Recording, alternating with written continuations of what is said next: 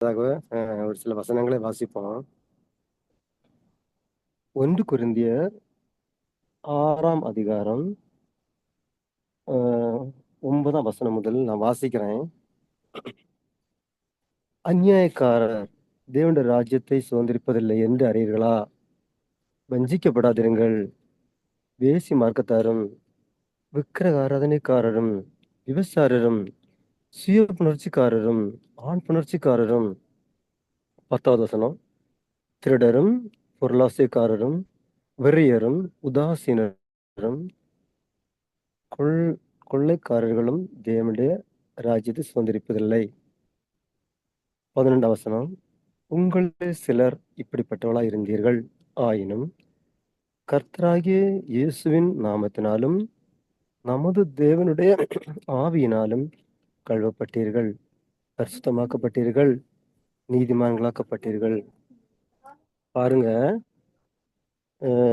தேவனுடைய ராஜ்யத்தில் யார் யார் சுதந்திரிக்க மாட்டார்கள் என்று நாம் பார்க்க முடிகிறது. இன்னைக்கு இந்த முழு உலகத்தையும் பாவம் உச்சத்துல நிக்குது பாருங்க. இன்னைக்கு பார்க்கும்போது அநேக ஜனங்கள் பாவத்தினால் பிடிபட்டு, இதுல எழுதியிருக்க போல வஞ்சிக்கப்பட்டு பாவத்துக்குள்ள இருக்காங்க, பாவத்தில் உச்சத்துல இருக்காங்க. 12ஆம் வசனம் படிங்க. 11ஆம் வசனம் யாராவது படிங்க. Praise the lord. 11ஆம் வசனம் நானே படிக்கிறேன். Praise the lord. கேக்குதா? Praise the lord. Praise the lord. கேக்குதா? சிஸ்டர் படிங்க. 11ஆம் வசனம் படிங்க. படிங்க. இப்படிப்பட்டவர்களாய் இருந்தீர்கள். ஆயினும் கர்த்தராகிய இயேசுவின் நாமத்தினாலும் நமது தேவனுடைய ஆவியினாலும் கழுவப்பட்டீர்கள், பரிசுத்தமாக்கப்பட்டீர்கள், நீதிமான்களாக்கப்பட்டீர்கள். பாருங்க, இதுல அப்போஸ்தலனாகிய பவுல் கொரிந்தியருக்கு எழுதுறதான இந்த லேகனத்துல இப்படி சொல்றாரு. உங்களில் சிலர், அதாவது தெய்வ மக்கள் எல்லாரும் கிடையாது, சிலர். நான் நினைப்பேன் ஒரு காலத்துல இந்த சிலர் என்கிற இடத்துல நானும், என்னுடைய பேர் அதுல உண்டு. ஏன்னா இதுல ஒரு சில பாவங்களுக்காக இதுல ஒரு சில பாவங்களுக்காக நம்ம வருத்தப்பட்டிருக்கிறோம். இது கர்த்தரா இயேசு கிறிஸ்து நாமத்தை நம்ம கழுவப்பட்டிருக்கிறோம். நமது தேவனுடைய ஆவியினாலும் கர்த்தரா இயேசு கிறிஸ்து நாமத்தினாலும் நமது தேவனுடைய ஆவியினாலும் கழுவப்பட்டீர்கள். நம்ம கழுவப்பட்டவர்கள். பாருங்க, அடுத்து பரிசுத்தமாக்கப்பட்டீர்கள், அடுத்தது நீதிமான்களாக்கப்பட்டீர்கள். பாருங்கள், பரிசுத்தவான்கள் எவ்வளவு அழகான ஒரு பொசிஷன், எவ்வளவு அழகான ஒரு உன்னத விசேஷித்த ஒரு உன்னத வாக்கியத்துக்கு உட்பட்டவர்கள் பரிசுத்தவங்கள்னா பாருங்க, நீதிமான்களாக்கப்பட்டீர்கள். நிறைய வருஷங்களுக்கு முன்பாக விக்டர் பாஸ்டர் இந்த வசனத்தை எடுத்து பிரசங்கம் பண்ணது எனக்கு நினைவிருக்கு. இந்த வசனத்துல கை வச்சு நான் ஜெபம் பண்ணியிருக்கேன். ஒரு சில பாவங்களுக்காக எனக்கு விடுதலை பெறுவதற்காக. கர்த்தர் கழுவினார், சுத்திகரித்தார், விடுவித்தார், பரிசுத்தமாக்கினார். ஆனால் ஒரு முறை இன்னைக்கு நான் ஒரு 2 மணி இருக்கும் ஒரு வசனத்தை எடுத்து வாசிக்கும் போது, இந்த பாஸ்டர் நேரம் சொன்னதுனால நான் ஒரு சில வசனங்கள் நான் எடுத்து வச்சிருந்தேன். ஆனா இன்னைக்கு இந்த வசனத்தை எடுக்கிறது எனக்கு ஆண்டவர் திரும்ப திரும்ப ஒரு உணர்வை தந்ததுனால இது நான் திரும்ப மறுபடியும் எழுதி நான் கொண்டு வந்த வசனம். அடுத்தது 12ஆம் வசனம் படிங்க. இது அதிகாரம் 12ஆம் வசனம். எல்லாவற்றையும் அனுபவிக்க எனக்கு அதிகாரம் உண்டு, ஆகிலும் எல்லாம் தகுதியாய் இராது. எல்லாவற்றையும் அனுபவிக்க எனக்கு அதிகாரம் உண்டு, ஆகிலும் நான் ஒன்றிற்கும் அடிமைப்பட மாட்டேன். பாருங்க, இதுல உள்ள எல்லா பாவங்களும் இன்னைக்கு இந்த உலகத்துல எனக்கு அதிகாரம் இருக்கு, என்னால முடியும், யார் கேப்பா, அந்த எண்ணத்தினால் இந்த பாவங்கள் பெருகிட்டு இருக்கு. நம்மளை ஆண்டவர் கழுவுனது போல, நம்மளை பரிசுத்தமாவினால் சுத்திகரிக்கப்பட்டது போல, நம்மளை பரிசுத்தப்படுத்தி நீதிமன்றம் ஆக்கட்டும் ஆக்கினது போல இன்னைக்கு ஒரு கூட்ட ஜனங்கள் ஆண்டவர் ஆக்கணும். இப்படி இந்த பாவங்கள்னால என்ன நிறைய பேர் மாட்டிருக்காங்க. அநேக கிறிஸ்தவர்கள், பல ஜனங்கள் இந்த பாவத்தை மாட்டிருக்காங்க. நம்ம இன்னைக்கு எல்லாருக்காக ஜெபிக்க போறோம். நம்மளும் ஒரு காலத்துல இந்த வசனம் தெளிவா சொல்லி இருக்கிறோம். நீங்கள் ஒரு காலம் அப்படி இருந்த சிலர் இருந்தவங்க தான். நம்மள சிலர் இடத்துல நான் நினைப்பேன் அது டொயின்னு பேர் வரணும்னு. ஏன்னா சில அன்னைக்கு அப்படி இருந்த நம்ம ஒரு காலத்துல கர்த்தர் நம்மளை மீட்டெடுத்த இதே போல மீட்டெடுத்து சுத்திகரிச்சு பரிசுத்தப்படுத்தி நீதிமான்களாக்கணும். அப்போ இப்படி இதுக்கு எல்லாம் நமக்கு உரிமை இருக்கு. நமக்கு எல்லாம் இருந்திருந்தாலும் தகுதி இல்ல, உரிமை இருக்கு. ஆனா நம்ம யாருக்கு இது கொண்டு அடிமைப்பட மாட்டேன். நம்ம எதுக்கு அடிமைப்படணும்னா, ரோமர் 6:22 வாசிக்கும் போது நம்ம யாருக்கு அடிமையாகணும், அது என்ன அடிமையாகிறதுனால என்ன பலன், ஒரு அந்த வசனத்தை எடுத்தவங்க வாசிக்கலாம். ரோமர் 6:22. ஏன்னா அவருக்கு தான் நம்ம அடிமைகள் ஆகணும்.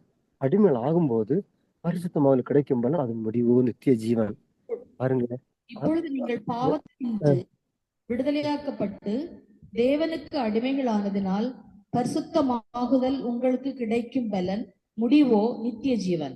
பாருங்க, நம்ம எதுக்கு விடணும், எதுக்கு அடிமைகள் ஆகணும், தேவனுக்கு அடிமைகள் ஆகினால் பரிசுத்தமாகுதல் கிடைக்கும் பலன். பரிசுத்தமாக ஒரு ஸ்டெப், நமக்கு ஒரு கிஃப்ட், ஒரு ப்ரமோஷன், ஒரு அன்பளிப்பு, ஒரு அவார்டு போல. அதுக்கு அது முடிவோ நித்திய ஜீவன். அந்த நித்திய ஜீவன் அது முடிவு. நித்திய ஜீவன் மரணமே இல்லை. அப்ப பாருங்க, அப்படிப்பட்ட ஒரு அனுபவத்துக்குள்ள நம்ம வருவதற்கு ஒண்ணு உணர்வுபடுத்துகிறதா இந்த வசனம். இதுல யாரும் எந்த ஜாதியோ, எந்த மதமோ, எந்த தெய்வத்தை வழிபடுகிறவங்களோ இந்த பாவத்திலிருந்து விடுதலை பெற வேண்டும். நாம் நம்மளை அதாவது இயேசு கிறிஸ்துவ நாமத்தினாலும் நம்ம தேவனுடைய ஆவியினாலும் கழுவப்பட்டிருக்க போல எல்லா ஜனங்களும் கழுவப்படணும். என்னாதான் இந்த பாவங்களுக்கும் இந்த இப்படிப்பட்ட அடிமை இருக்கிறவங்களுக்கு ஒரு விடுதலை உண்டே தவிர, இயேசு கிறிஸ்து நாம அல்லாம வேற ஒரு வழியில அவங்களுக்கு விடுதலை கிடையாது. எந்த புண்ணிய சனத்துக்கு போனாலும் இப்படி ஒரு விடுதலை கிடைக்காது. பரிசுத்தமாக முடியாது. அதன் முடிவு நித்திய ஜீவனை பெற்றுக்கொள்ள முடியாது. அப்போ அதுல நம்ம சரீரம் எதுக்கு கர்த்தருக்குரியது. இந்த சரீரம் நம்ம விருப்பம் போல அலங்கரிச்சு சிங்கரிச்சு அப்படி திரிகிறது இல்ல, கர்த்தருக்குரியது. அந்த சரீரத்தை பரிசுத்தத்தோடு காத்து கொண்டாதான் இந்த சரீரத்தை 14ஆம் வசனம் படிங்க. இது ரோமர் 1 கொரிந்தியர் 6:14 14ஆம் வசனம். தேவன் கர்த்தரை எழுப்பினாரே, நம்மையும் தமது வல்லமையினாலே எழுப்புவார். பாருங்க, யாரை எழுப்புவாரு? இந்த பாவங்கள் எல்லாம் விடுதலையாக்கப்படணும், ஆவியினால கழுவப்படணும், பரிசுத்தமாகணும், நீதிமான்களாகணும், தேவனுக்கு அடிமையாகணும். எழுப்புவாரு. நம்ம ஒரு நாள் மரிப்போம், இல்லைன்னா உயிரோட இருப்போம். ஆனா இவங்களைத்தான் தேவன் எழுப்புவாரு. இந்த ப்ரேயர் மீட்டிங்ல எல்லாரும் எழுப்பப்படணும். நம்ம எழுப்பப்படவும் செய்யணும். அநேகரை இப்படிப்பட்ட இன்னும் எழுதியிருக்கிற பாவங்கள் எல்லாத்துல இதுல இருந்து விடப்பட முடியாத, ரட்சப்பட முடியாத அடிமையா கிடக்குறவங்களை நம்ம விடுதலையாக்கி, இதே போல ரட்சகராய் இயேசு தேவன் கர்த்தர் எழுப்பினது போல கோடானு கோடி ஜனங்களை எழுப்பணும். அப்படியே மனுஷகுமாரன் வரும்போது கிறிஸ்துவுக்குள் மரித்தவர்கள் எழுந்திருப்பார்கள். அவர் கர்த்தர் எழுப்புவாரு. நாமும் அப்படிதான் ஒரு மாயமாகவோ, இல்லைன்னா ஒரு கடமைக்காகவோ கிறிஸ்துவ வாழ்க்கை வாழ்ந்தாலோ, கடமைக்காக ஜீவித்தாலோ ஒண்ணு எழுப்ப முடியாது, எழுப்பவும் மாட்டாரு. எப்படிப்பட்டவங்க எழுப்புவாரு? இந்த அனுபவத்தை நமக்கு எல்லாம் பணம் இருக்கு, எது வேணா செய்யலாம் இல்ல. பணம் எல்லாருக்கும் இருக்கு, நிறைய பணக்காரங்க இருக்காங்க. அவங்களுக்கு இந்த அனுபவம் வருமா? வராது. நம்ம ஏழையா இருக்கலாம், தரித்திரமா இருக்கலாம், பணம் இல்லாதவங்களா இருக்கலாம், பணக்காரங்களா இருக்கலாம். ஆனா இப்படிப்பட்ட விஷயங்கள்ல நம்ம நம்ம சுத்திகரித்து பரிசுத்தமாக செய்யணும். ஆண்டவருக்கு தான் அடிமையானதுல ஒரு பாவத்துக்கு அடிமையாக கூடாது. இன்னைக்கு பார்த்தா வாலிபர்களுக்கு அப்படிதான், பெரியவங்களுக்கு அப்படிதான் இந்த பாவத்துல அகப்பட்டு தப்ப முடியாம கிடக்குறாங்க. அவங்களுக்கு வேண்டி நம்ம ஜெபிக்கணும். அவங்களை எல்லாம் கர்த்தர் எழுப்பணும். நம்ம எழுப்பி எங்க கொண்டு போறாரு? உன்னதத்துக்கு கொண்டு போவாரு. எதுக்கு எழுப்புறாரு? நம்மள நம்மள தண்டிக்கிறதுக்கா, அழிக்கிறதுக்கா? இல்ல, பரலோக ராஜ்யத்துக்கு கொண்டு போறதற்கு. நமக்கு ஒரே லட்சியம், அவர் எழுப்பப்படணும், தேவனுடைய ராஜ்யத்துக்கு போகணும். எந்த ஒரு புக்கிலயோ எந்த ஒரு தெய்வமோ இப்படி சொன்னது கிடையாது. எந்த ஒரு ஸ்டோரியிலும் எந்த ஒரு பிரதா பிரபல மனுஷனோ, பவர் உள்ளவங்களோ, அதிகாரத்தில் இருக்கவங்களோ இது செய்ய முடியாது. ஆனா தேவன் நம்மளை எழுப்புவாரு. பரலோக ராஜ்யம் எவ்வளவு அருமையானது. நம்ம நடக்கிறவங்களை எல்லாம் பொன்னால செய்யப்பட்ட தர, நம்ம டைல்ஸ் கிரானைட்ல அங்க பொன்னால இருக்கும். இங்க இன்னைக்கு பொண்ணு விலை உயர்ந்ததுன்னு சொல்லி இதுல இருக்குது விக்கிரக ஆராதனை. இப்படி விக்கிர ஆராதனை, சில பொருட்கள் மேல ஆசை வச்சிருக்கோம். அது கிறிஸ்தவங்களும் உண்டு, அனைவரும் உண்டு. விக்கிர ஆராதனைக்கு உட்பட்டவர்கள். இதெல்லாம் நம்ம விட்டுறணும். இதுல சொல்லப்பட்ட பாவங்கள் ஒன்று கூட நமக்குள்ள வரக்கூடாது. பரிசுத்தமாகணும், அவரோடு எழுப்பப்படணும், தேவனுடைய ராஜ்யம் பிரவேசிக்கப்படணும். அதுதான் நம்ம ஓட்டத்துக்கு ஒரு முடிவு, பலன் உண்டு. பரிசுத்தமாவதில் கிடைக்கும் பலன் முடிவோ நித்திய ஜீவன். அதற்கு நம்ம ஆயத்தமாகும். இந்த பாவத்தின் வஞ்சனையிலும் பாவ சேற்றிலும் பாவ பிடியிலும் அந்த காரத்திலும் தப்ப முடியாமல் இனி என்ன செய்வேன்னு சொல்லி சாக போறாங்க. எதுக்கு சாகணும்? பாவங்களை கழுகுறதுக்கு தேவன் இருக்காரு. நம்மளை பரிசுத்தமாக்குறதுக்கு பரிசுத்த ஆவியானவர் இருக்கிறாரு. நம்ம நீதிமான்களா ஆக்குவதற்கு ஜீவிக்கிற தேவன் இருக்கிறாரு. இந்த இந்த அறிவு யாருக்கு இருக்கு? இருந்திருந்தா இப்படி பாவத்து அடிமை ஆவாங்களா? ஆக மாட்டாங்க. ஆனா அதிலும் அப்படிப்பட்டவர்கள் நம்ம விடுதலைக்கா ஜெபம் பண்ணோம். முதலாவது நம்ம எல்லாரும் சேர்ந்து 2 நிமிஷம் இந்த உலகத்துக்காக பாவத்தின் உச்சத்துல இருக்கிற ஜனங்களை கர்த்தரை விடுவிக்கணும். பாவத்துல நிறைஞ்சு சமாதானம் இல்லாம சாகுறாங்க, கொல்லுகிறாங்க, அழிக்கிறாங்க. அது பிசாசுடைய தந்திரத்தை அவன் ரகசியமா நிறைவேற்றிட்டு இருக்கான். நம்ம எல்லாரும் சேர்ந்து அப்படியே கண்களை மூடி இந்த பாவத்தில் இருக்கிறதான ஜனங்களை விடுவிக்கணும். எல்லாரும் நம்ம கரங்கோர் ஜெபித்தது ஜெபிப்போம். நம்மையும் இப்படிப்பட்ட பாவத்துக்கு சத்துரு அணுகக்கூடாது, நெருங்கக்கூடாது. நம்ம சந்ததியோ சபையாரையோ யாரு சத்துரு அணுகக்கூடாது. இது ஜெப நேரமாக நமக்கு நம்ம எல்லாரும் கண்களை மூடி அந்தந்த இடத்துல இருந்து இந்த தேசத்துல, பாரதத்துல, நம்ம சமுதாயத்துல, கிராமங்கள்ல, நம்ம மாநிலங்கள்ல, ஸ்டேட்டுகள்ல, நம்ம நமக்கு குடும்பங்கள்ல, சபைக்கு உட்பட்ட வெளிப்பட்ட யாரா இருந்தார் சொந்த பந்தம் எந்த ஒரு மனுஷன் இப்படிப்பட்ட பாவம் விழக்கூடாது. நம்ம எல்லாரும் கண்களை இப்படி 2 நிமிஷம் ஜெபம் பண்ணோம். அழிந்து ஒரு ஆத்துமாக்களுக்கு ஜெபம் பண்ணது நம்ம கடமை. நம்ம ஜெபிப்போம். ஜெபிப்பதற்கு தான் நமக்கு நேரத்தை தந்திருக்கிறாரு. இப்படிப்பட்ட ஊழியக்காரங்களோட சேர்ந்து நான் கரங்குடி ஜெபி ஒரு பாக்கியம். இந்த ஜெபக்குழுல வந்திருக்கிற எல்லாரும் நல்ல கவனமா இருங்க. ஒரு விஷயம் சொன்னா உடனே ஜெபம் பண்ணுங்க. அது உங்களை மிகுந்த ஆசீர்வாதமா இருக்கும். உங்களுக்கு மாத்திரம் இல்ல, உங்கள் நிமித்தம் அநேகருக்கு அது பிரயோஜனமா இருக்கும். அதனால கண்களை மூடி ஜெபம் பண்ணும். எங்களை அதிகமா நேசிக்கிற நல்ல பிதாவே, இந்த அருமையான மாலை வேளையில கர்த்தாவே, இந்த பாவத்தின் கொடுமையான இந்த கால ஆண்டவரை பாவத்தின் உச்சத்துல ஜனங்கள் போயிட்டு இருக்காங்க அப்பா. அவங்களை விடுவிப்பதற்கு யாரும் இல்லை கர்த்தாவே. இந்த சொல்லப்பட்டதுனால அநியாயக்காரர்கள், தேசி மார்க்கத்தார், விக்கிரதானக்காரர், விபச்சாரக்காரர், சுயபுணர்ச்சிக்காரர், ஆண் புணர்ச்சிக்காரர், திருடர்கள், பொருளாசைக்காரர், வெறியர், உதாசீனர்கள், கொள்ளையடிக்கிறவங்க, இப்படிப்பட்ட பாவத்தில் இருக்கிற ஜனங்களை கத்தரா இயேசு விடுவிக்கும்படி ஜெபிக்கிற ஆண்டவரே. அப்பா, பாவத்தின் சம்பளம் மரணம் ஆண்டவர், அதிலிருந்து ஜனங்களை விடுவிக்கும்படி ஜெபிக்கிறோம் கர்த்தாவே. உங்கள் சிலர் எழுதப்பட்டிருக்கிறது ஆண்டவர். யாராவது எங்களுக்குள்ள இப்படிப்பட்ட இருந்திருந்தால் ஆண்டவர், நீங்க இருந்தோம், நீங்க கழுவி நீங்க சுத்திகரித்தீங்க. இதே போல கழுகணும். நம்ம தேவனுடைய ஆவியினால கழுவப்படணும், பரிசுத்தமாக்கப்படணும், நீதிமான்களாக்கப்படணும். அடிமைகளா எந்த பாவத்துக்கு ஜனங்க அடிமையா இருக்கிறாங்களோ அதெல்லாம் விட்டு விட்டு தேவனுக்கு அடிமை ஆகணும்ன்றத ஜெபிக்கிறோம். கர்த்தர் இப்படி செய்யும்படி ஆகும் ஜெபிக்கிறோம். இந்த நேரத்துல இயேசுவின் நாமத்தில் நாங்கள் ஜெபிக்கிறோம் அப்பா. கர்த்தர் நல்லவரா இருக்கிறீர் ஆண்டவர்.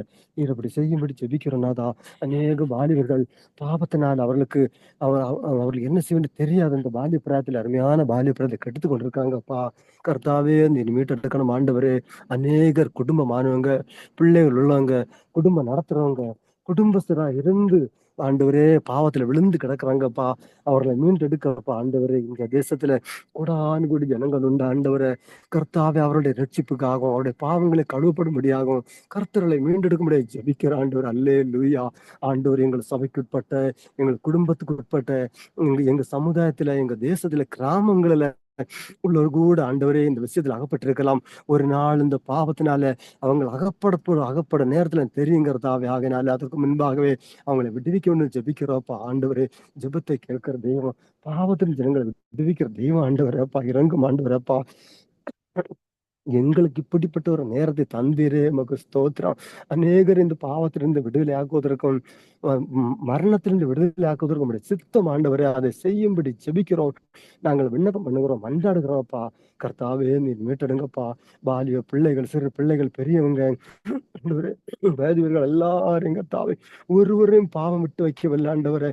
அப்பா, பொன்னாசை, பணாசை, பெண்ணாசை, உலக ஆசை, பொருளாசை, இப்படிப்பட்ட ஆசையில விழுந்து ஜீவியத்தை கெடுத்து, குடும்பத்தை கெடுத்து அழித்து கொண்டிருக்கிறாங்களப்பா. ஆண்டவர் போதைக்கு அடிமையாகிறாங்க அப்பா. போதை பொருளுக்கு அடிமையாகி அதுல விழுந்து கிடக்குறாங்கப்பா. ஆண்டவரே மீட்டெடுங்கப்பா. கர்த்தாவே ஜனங்களை மீண்டெடுக்கணும்ப்பா. ஆண்டவரே ஒரு ஆத்துமா ஆண்டவரே அப்பா மீட்டெடுத்தால் ஆண்டவரே ஒரு ஆத்தும் ரட்சிக்கப்பட்டால் பரலோகம் கழிவுறும் ஆண்டவரே. கிறிஸ்து ஒருவனுக்குள் பிறந்தால் அவன் அவன் பரிசுத்தம் அவன் அவன் கழிவுறுவான். அவன் கிறிஸ்துக்குள் ஆனால் பரலோகம் கழிவுறும் ஆண்டவர் அப்பா. அந்த அந்த காரியம் நடக்கட்டும் ஆண்டவர். வேறும் சொல்லிருக்க ஆண்டவரே. ஆண்டவரே உம்முடைய சித்தம் பரமண்டலங்கள் செய்யப்படுவது போல பூமியில செய்யப்படணும் ஆண்டவரே. நீர் ஜெபிக்க கற்றுக் கொடுத்ததில் உள்ள ஒரு வார்த்தை ஆண்டவரே. உம்முடைய சித்தம் பரமண்டலங்கள் செய்யப்படுவதில் பூமியில செய்யப்பட மாட்டோம். உம்முடைய ராஜ்யம் வரட்டும் ஆண்டவரே. உம்முடைய ராஜ்யம் வரட்டும். பிசாசுடைய ராஜ்யம் ஒளியட்டும் ஆண்டவரே. உம்முடைய ராஜ்யம் வந்து ஜனங்கள் உம்முடைய ராஜ்யத்துக்கு உட்படட்டும் ஆண்டவரே. பிசாசின் பிடியிலிருந்து அந்த காலத்து பாவத்திலிருந்து ஜனங்களை விடுவிக்கும்படி ஜெபிக்கிறாங்க தாவை. தொடர்ந்து கர்த்தாவே ஜனங்களை பரிசுத்தப்படுத்தி தேசம் இங்கு சமாதானம் உண்டு பண்ணுவதாக. பாவத்திலிருந்து விடுதலையாக்கப்படும்படி ஜெபிக்கிறோம். துதி கனவையும் எல்லாமே செலுத்துறோம். இயேசு நாமத்தில் ஜெபங்கள் நல்ல பிதாவே. ஆமென் ஆமென்.